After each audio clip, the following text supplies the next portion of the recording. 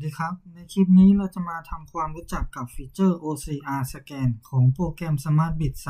366 ซึ่งช่วยสแกนภาพใบกำกับภาษีซื้อสดสินค้าและบันทึกข้อมูลเข้าสู่ระบบโดยอัตโนมัติแทนการคีย์ข้อมูลด้วยมือช่วยลดความผิดพลาดและประหยัดเวลาในการพิมพ์อย่างมากครับคลิกที่ระบบซื้อนะครับดูหัวข้อซื้อและจ่ายเงินเลือกซื้อสดออกใบกำกับภาษีใบส่งของใบเสร็จรับเงิน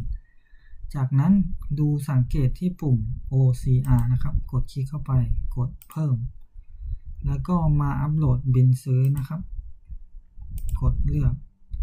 บิลที่เราได้เตรียมไว้ปิดจากนั้นกดเซฟได้เลยครับระบบก็จะทำการอ่านไฟล์ที่เราได้อัปโหลดเอกสารไว้สถานะก็จะขึ้นว่า Wait OCR นะครับเมื่อระบบอ่านเสร็จเรียบร้อยและกรอกข้อมูลเข้าไปในเอกสารให้เราระบบก็จะขึ้นว่า Wait Confirm OCR ก่อนที่เราจะ Approve เอกสารนะครับเราก็คลิกเข้าไปตรวจสอบเอกสารก่อนว่า AI ได้คีย์ข้อมูลให้เราถูกต้องไหมรหัสสินค้าชื่อบริการสินค้าจำนวนหน่วยนับราคาต่อหน่วย VAT ราคารวมโอเค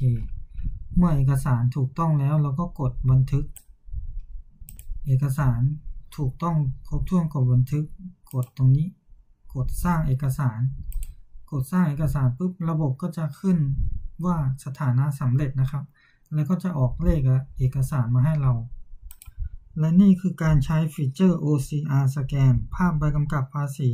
ซื้อสดสินค้าแทนการคีย์ข้อมูลด้วยมือครับคลิปต่อไปผมจะพาไปเรียนรู้เรื่อง AI Voice Command สั่งสร้างเอกสารขายด้วยเสียงครับ